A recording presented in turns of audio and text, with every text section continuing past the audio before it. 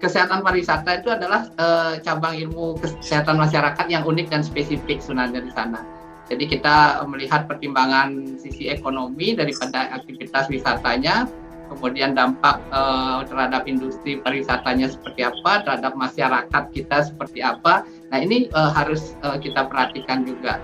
Kemudian kalau kita punya satu daerah wisata yang sehat, itu tentunya akan menjadi satu promosi tersendiri juga untuk pariwisata kita. Ya. Kemudian ini mungkin kita bisa lihat bahwa interaksi antara wisatawan dan juga masyarakat itu akan membuat satu resiko-resiko penyakit. Jadi bisa yang ditularkan oleh masyarakat setempat kepada wisatawannya, bisa dari wisatawan ke masyarakat setempatnya. Kemudian interaksinya, kemudian bagaimana lingkungan mempengaruhi kesehatan si wisatawan tersebut juga. Ini tentunya tantangan untuk kita lakukan pencegahannya. Nah, apa yang kami lakukan sebenarnya ini. Jadi ada beberapa bidang kajian. Maaf, sepertinya slide-nya nggak jalan. Oke. Oh jalan Kak? Oke, silakan. Oke, ya. Jadi nah ini ruang lingkup kami. Jadi kita mengkaji kesehatan wisatawannya, kemudian masyarakat lokalnya seperti apa aspek kesehatannya, kemudian kesehatan para pekerja di industri pariwisata itu seperti apa, kemudian kesehatan lingkungan di daerah wisata. Jadi seperti kita tahu aspek pariwisata itu meninggalkan banyak hal terkait dengan sampah, kemudian bagaimana bibit-bibit penyakit yang bisa muncul dan beredar menimbulkan suatu penyakit yang berdampak kepada wisatawan dan kepada masyarakat lokal juga, misalnya lah demam berdarah gitu, malaria, kan itu harus kita tangani juga di daerah pariwisata ini. Nah kemudian bagaimana keamanan pangannya, keamanan pangan. Jadi Mas Alvin misalnya nih mau ke satu tempat itu pasti berpikir nih apakah makanan di sana aman, higienis dan lain sebagainya. Bagaimana penjamah makanannya. Nah kemudian tentunya juga tidak terlepas ada nggak produk-produk yang bisa dikembangkan. Nah seperti misalnya di Nusa Penida ini ada beberapa produk yang bisa dikembangkan. Jadi ada rumput lautnya, ada mangganya, kemudian ada singkongnya, kemudian ada sorghum mungkin, dan ini banyak sekali dikembangkan oleh Pak Wayan Sukadana, kemudian Pak Wayan Karte, jadi dan mungkin masyarakat lokal yang lain. Nah ini kita bantu juga untuk pengembangannya. Nah kemudian terkait dengan kebijakan, bagaimana kebijakan pengelolaan terkait dengan kesehatan dan pariwisata ini, itu menjadi bahan kajian juga.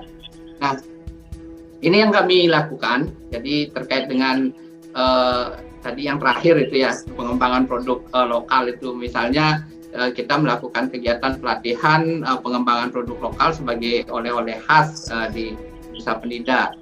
Nah ini kita lakukan pelatihannya di rumah belajar. Jadi dampaknya ini beberapa warga akhirnya membuat produksi selai dari mangga Nusa ini. Jadi ini dijual juga ke penginapan-penginapan, di warung-warung jadi oleh-oleh khas dan lain sebagainya. Kemudian ada pengembangan VCO juga. Jadi kelapanya di Nusa Penida ini sangat unik dan sangat luar biasa sekali. Itu bisa dikembangkan menjadi virgin coconut oil yang nantinya bisa untuk diminum yang berdampak terhadap kesehatan, kemudian bisa juga untuk massage dan lain sebagainya. Nah ini ada beberapa kita latih di KWT dan juga di ini. Nah hasilnya kita share juga kepada pimpinan dan juga kepada Pak Bupati. Jadi kita sampaikan bahwa ini loh produk yang kami sempat kembangkan di Nusa Penida. Kemudian, nah terkait dengan lingkungan, jadi kami sempat juga ini kerjasama tim. Jadi tidak hanya Poltekkes saja, tetapi dengan Yayasan Raksuti Datu, Umam Lajah, kemudian BPLH Bali, Yayasan Wisnu dan lain sebagainya. Jadi ini terkait dengan bagaimana pengelolaan sampah di Nusa Penida. Jadi sampah ini tentunya ya, kalau di kepulauan itu menjadi permasalahan tersendiri. Sinyal saya atau? Iya Pak. Oke, saya lanjutkan dulu. mohon izin. Kemudian ini bagaimana membuat komposter, membuat membuat kompos sehingga nantinya ini juga bisa dimanfaatkan untuk berkebun bagi masyarakat di sana. Nah ini edukasinya sampai ke masyarakat Pak, tidak hanya di rumah belajar saja, tetapi juga turun sampai ke rumah-rumah dan ke masyarakat.